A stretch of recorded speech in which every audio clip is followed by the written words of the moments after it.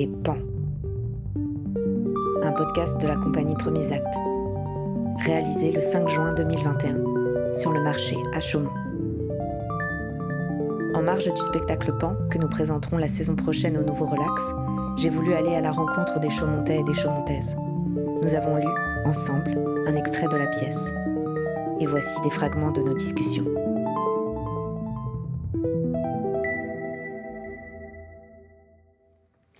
Les hommes tuent les femmes, les hommes violent les femmes. Les hommes tuent d'autres hommes, des enfants, mais ils tuent de préférence des femmes. Depuis des centaines d'années, les hommes mènent cette sainte guérilla. Chaque année, plus de femmes meurent de violences conjugales que toutes les victimes d'attaques terroristes. Chaque meurtre d'une femme est un attentat, dont le seul but est de clarifier que sur cette terre, ce sont les hommes qui ont le droit de vie et de mort, ce sont les hommes qui ont le contrôle, et non les femmes. Où est la guerre contre cette terreur ? Où est la guerre contre la plus meurtrière des drogues, contre ce poison qui coule dans les veines de tous les hommes ? Où est la guerre contre le tueur testostérone ? Pourquoi personne ne voit ce lien tellement évident ? Pourquoi personne n'intervient ? Pourquoi sommes-nous aveuglés par ce regard masculin ? Et parlons, lorsque les hommes tuent, d'enfances difficiles, de motifs politiques ou religieux, de raisons sociales, et jamais du fait qu'ils tuent parce que ce sont des hommes. Pourquoi on n'arrête pas cette folie meurtrière chronique, ce massacre notoire qui ruine la planète entière ? Pourquoi on ne donne pas à tous les hommes simplement du gonadolibérin ? La gonadolibérin, une hormone qui arrête la sécrétion de testostérone, une castration chimique. Mettre les hommes sous calmants hormonaux dans le monde entier, cela devrait suffire pour prendre en main les principaux problèmes de notre planète, qui ont finalement tous la même origine. Trop d'hommes, avec un surplus de testostérone, sont à trop de postes de pouvoir. Surpopulation, injustice sociale, guerre, catastrophe climatique, fondamentalisme religieux, crise économique et financière, criminalité. Imaginez un monde délivré de ce poison. Juste pendant 5 ans. Juste 5 ans. Avec un niveau raisonnable de testostérone. 5 ans libérés de cette horreur. Imaginez-vous ça juste une seconde. Moi, je dirais que c'est peut-être une femme qui a eu, justement, qui a peut-être subi beaucoup de choses vis-à-vis d'hommes, peut-être des mauvaises relations, des mauvaises mésaventures. Mais justement, peut-être que sa vision, elle est peut-être pas la bonne, parce que c'est son vécu qui l'a fait peut-être à dire ces choses-là.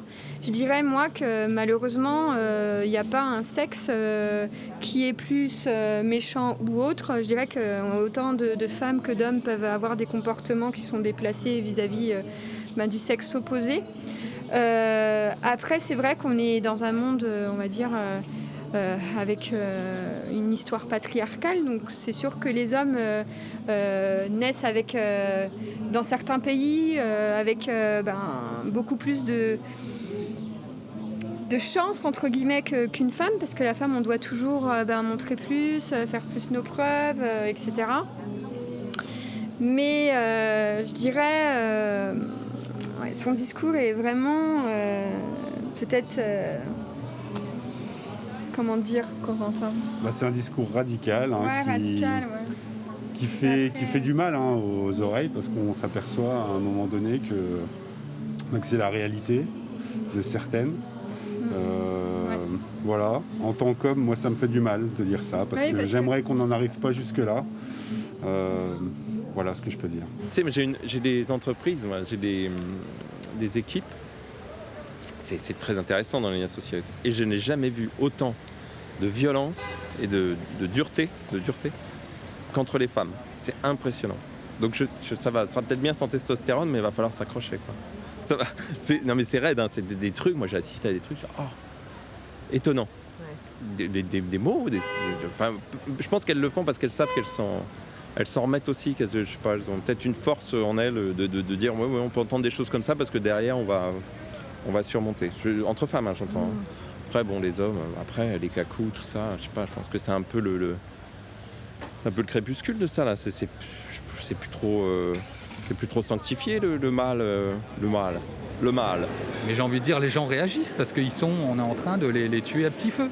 Et les femmes, c'est pareil. Dans les couples, je vois des couples, pourtant des jeunes, etc., modernes, etc., qui ont une vie moderne et qui ont encore une conception du couple moyenâgeuse, quoi. Enfin, ou en tout cas qui date, moi je dirais même de mes parents ou plus de mes grands-parents, quoi. C'est-à-dire où vraiment la femme... Et encore, parce que moi, dans mes grands-parents, celle qui portait la culotte, c'était ma grand-mère. Donc c'était elle qui menait le ménage. Parce que c'était une femme forte et puis qu'elle savait se débrouiller.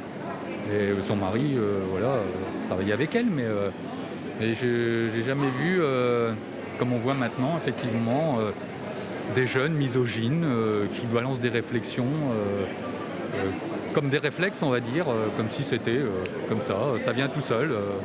Ouais, c'est bien une femme, ça, ou elle l'a bien cherché, ou elle n'est pas forcément que victime. Voilà, moi je comprends pas. Oh, j'ai pas d'opinion là-dessus. C'est trop compliqué, on peut pas raisonner comme ça en 2 secondes, 3 minutes. Il y a des fois des femmes aussi qui provoquent, qui ne savent pas trop leurs limites non plus. Donc au bout d'un moment, l'homme il est plus fort, c'est la nature, c'est comme ça. Il donne un coup. C'est vrai, il y a de la provocation derrière. Sinon, s'il n'y a pas la provocation, il y a l'alcool.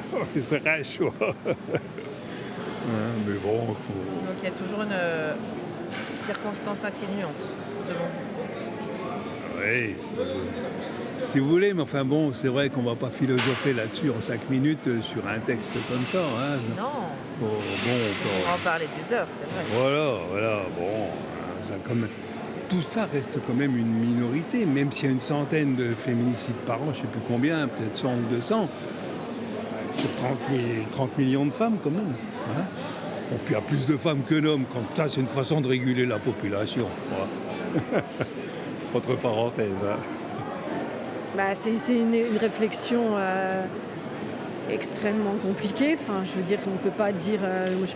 je peux pas dire oui, là, formellement, comme ça, de façon... Ça serait impulsif. Je pourrais avoir envie de le dire. En fait, c'est vrai. Mais non, de façon raisonnable, je me dis non. Après, pour ceux qui sont atteints de façon mentale, est-ce que ça permet de limiter pour ceux qui violent les femmes, etc. Mais ça, c'est aux professionnels de le dire. Ça peut être une méthode, et pourquoi pas, je ne sais pas. Mais moi, je peux pas absolument me... Vous pensez que nous, citoyens, on n'est pas capable d'avoir un avis là-dessus Si, on est capable d'avoir un avis, mais il faut avoir un avis confirmé par des experts, par des médecins, etc. Bien sûr qu'on peut avoir un avis, mais pour avoir un avis de façon claire et juste, il faut être informé de façon juste aussi. Donc moi, je ne me permettrais pas là aujourd'hui de dire oui, ce serait bien ça, oui. Ou alors tuons tous les violeurs de femmes. On ne peut pas dire des choses comme ça. On peut le dire dans la colère, etc. Mais on ne peut pas proposer ça, en tout cas, comme solution. Il a vocation, ce discours, à être assez ferme, c'est vrai, parce que ça destine un petit peu à priver les hommes justement de ce pouvoir-là. Mais en même temps, s'il peut paraître violent par rapport aux hommes, au contraire, ça peut aussi leur permettre, eux, de se libérer en un sens peut-être de cet excès de pouvoir qu'ils se donnent et qu'ils justifient par la nature de l'homme qui, soi-disant, serait viril et aurait vocation forcément à dominer la femme. Donc peut-être que c'est un discours qui a le mérite de nous réveiller un petit peu, nous les femmes aussi, de montrer que effectivement il n'y a aucune raison qu'on accepte toutes ces violences et qu'enfin on décide peut-être de faire quelque chose. Donc je trouve ça très bien. Donc tu es d'accord pour la solution qu'elle propose, qui est un peu extrême, disons-le. Est-ce que tu serais d'accord ? La castration chimique, c'est ça ? Oui. C'est difficile à dire. Peut-être ça dépend des contextes, ça dépend peut-être pour qui, parce qu'il y a aussi des hommes qui sont très bien et pour lesquels on verrait moins cette solution s'appliquer. Après, dans certains contextes peut-être, pour les cas de viol par exemple, ça semble plus envisageable. Après, pour la totalité des hommes, je ne sais pas.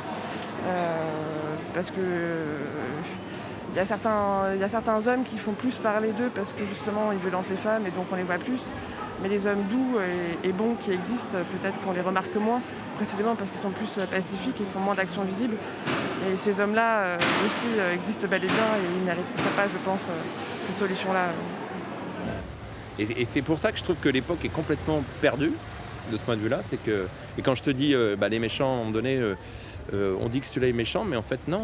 Je pense que c'est justement, on essaye de se raccrocher à les repères en disant ouais mais Trump c'est un enfoiré ou Poutine.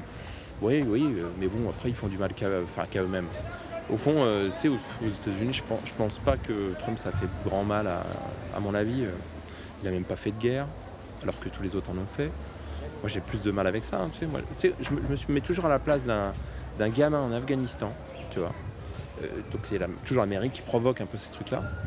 Et le gamin, il va voir son daron qui va avoir un drone qui flotte comme ça et qui lui envoie une bombe sur la gueule. T'es pas en face de quelqu'un, encore tu te bats avec quelqu'un, physiquement. Et alors le mec, donc le drone, il fait le bien, c'est ça. Et puis là, c'est visé, donc parce que lui c'était un enfoiré, oui mais c'est un enfoiré pourquoi, etc. Tu vois ce que je veux dire? C'est vachement dur, je trouve, de dire, au même titre que c'est dur de dire, les hommes, c'est des enfoirés de manière générale. C'est justement un peu toujours c'est un peu toujours la même histoire, c'est que tout est dans la nuance, quoi.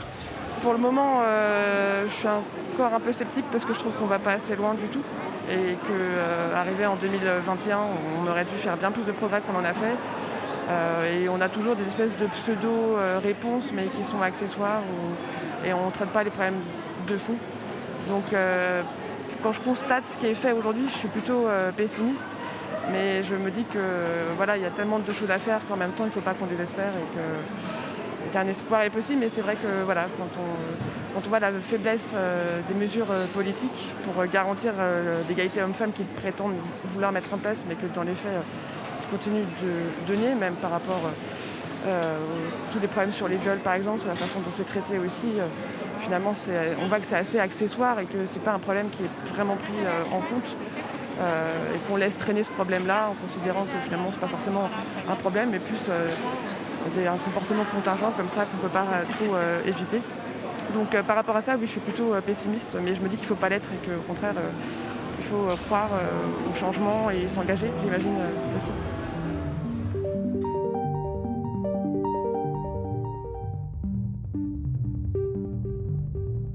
Vous avez écouté Et Pan, un podcast réalisé par Nina Blanc, un mixage de Victor Petit, une production Premiers Actes et le Nouveau Relax.